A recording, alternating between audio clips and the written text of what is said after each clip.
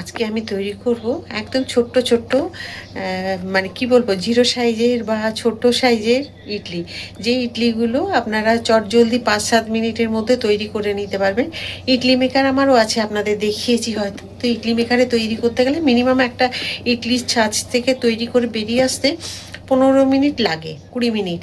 তো যাই হোক, এটা কিন্তু আমার যে ইডলির ছাঁচটা আছে, যেটা সেটটা আছে, তো এটাতে আপনার 5-7 মিনিটে আপনার অন্তত দুটো ব্যাচ হয়ে যাবে আর কি, সেই রকম।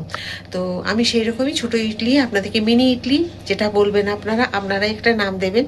তো সেই রকম করবো। আর চাটনিটা তো খুব সুন্দর হবে। চাটনিটা আমি অনেকটা করেছি, কিছুটা রেখে দেবো। সরু চাকলি, সরু চাকলি করব, সেই জন্য ব্যাটারটা অনেকটা বেটেছি, কিছুটা রেখে দেবো। তো সেই কারণে আপনাদেরকে দেখিয়ে দেবো। চলুন আপনারা দেখে নিন আমার সাথে যে কীরকম হয়েছে।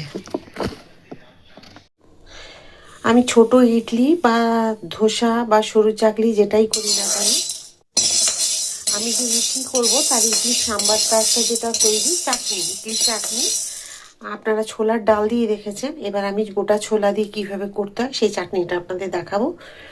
তো সেই জন্য এগুলোকে একটু হালকা ভেজে নিচ্ছি।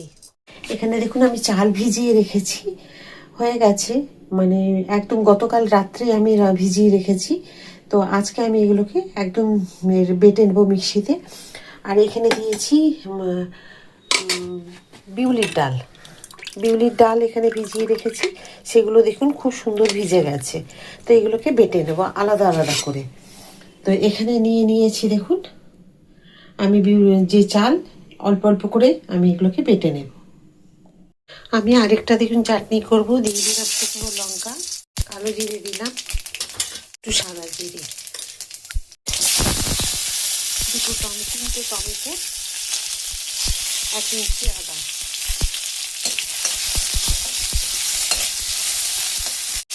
দিয়ে দিলাম নুন, একটু হলুদ।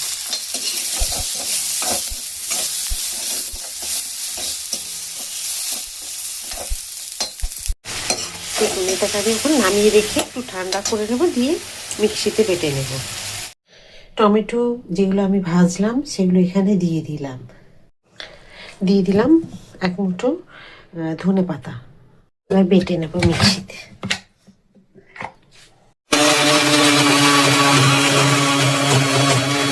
টমেটো ধনে পাতার চাটনি একদম রেডি, দেখুন কি সুন্দর হয়েছে। এই জারে দিয়ে দিলাম কারিয়া পাতা, শুকনো লঙ্কা, কাঁচা লঙ্কা আর গোটা ছোলা যে ভেজেছিলাম সেগুলো মিক্সিতে বেটে নেব। দেখুন গোটা ছোলা আমার বাটা হয়ে গেছে, এবার একটা জায়গায় ঢেলে নেব। আমি যে ছোলার ডালের, ভাজা ছোলার ডালের যে চাটনিটা করব, তো দেখুন আমি একটু তেল দিয়ে দিয়েছি, দুটো শুকনো লঙ্কা, অল্প একটু কারিয়া পাতা, এগুলো একটু ভাজা হয়ে যাওয়ার পরে আমি দিয়ে দেবো অল্প সর্ষে।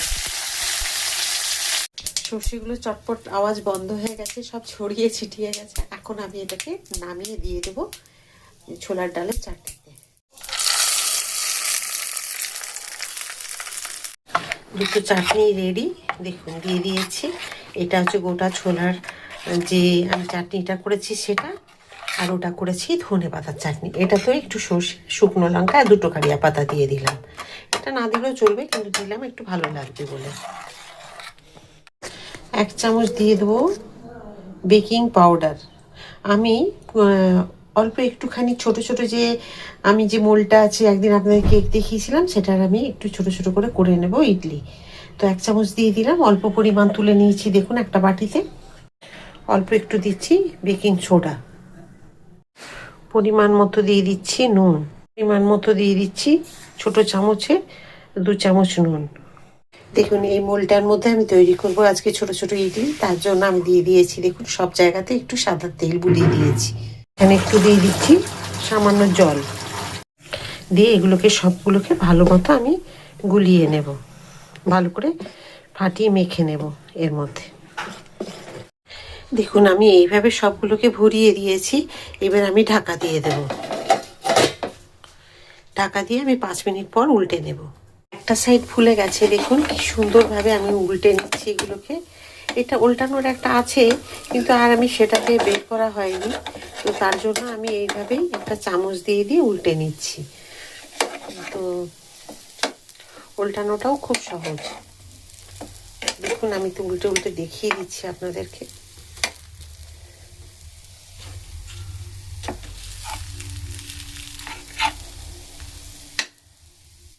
ঢাকা খুলে দেখে নেব। তো দেখুন আরেকটা সাইডও খুব সুন্দর হয়ে গেছে। এই যে দেখুন কি সুন্দর হয়েছে। তো এগুলোকে সব আমি তুলে বাটির মধ্যে রেখে দেব। দেখুন সবগুলোকে আমি তুলে রেখে দিয়েছি। এটা আমি ঢাকা দিয়ে খুব সুন্দর করে রেখে দেব। দেখুন ইডলি রেডি হয়ে গেছে, কত নরম সফট দেখুন ইডলিগুলো। তো ইডলিগুলো দেখতেও খুব সুন্দর লাগছে, ছোট্ট ছোট্ট, আর খেতে খুব টেস্টি হবে। একদম দেখেতেও মন ভরে যাচ্ছে, তবে খেতে কতটা সুন্দর হবে আপনারা আশা করি বুঝতে পারছেন যে কীরকম হতে পারে। তো খুবই সুন্দর হয়েছে। আর দেখুন এখানে যে ধনেপাতা টমেটো চাটনিটা করেছি সেটাও নিয়েছি সাথে, আর যে ছোলার যে গোটা ছোলার যে চাটনিটা সেটাও নিয়েছি সাথে। আর এই ইডলিগুলো আপনি 8টা-10টায় খুব সহজে খেয়ে নিতে পারবেন, বাচ্চারাই খেয়ে নেবে 6-7টা। তো অসাধারণ হয়েছে। আপনারা অবশ্যই আবার বাড়িতে তৈরি করে খাবেন, আর কেমন হয়েছে কমেন্ট করে আমাকে জানাবেন। খুব সহজে 8 থেকে 10 মিনিটে আমি কিন্তু অনেকগুলো তৈরি করে নিয়েছি। টাইমটা অনেকগুলোই হয়ে যাবে, কেননা 3-4 মিনিটে দেখছি হয়ে যাচ্ছে। তো সেই রকমই চটজলদি করে নিতে পারবেন। তো আবার বলবো, যদি ভালো লাগে লাইক সাবস্ক্রাইব শেয়ার করে আমার সাথে থাকবেন। আবার একটা নতুন ভিডিওতে নতুন কিছু রান্না নিয়ে আপনাদের সকলের কাছে আমি চলে আসবো। সবাই খুব ভালো থাকুন, সুস্থ থাকুন। রাধা রাধা।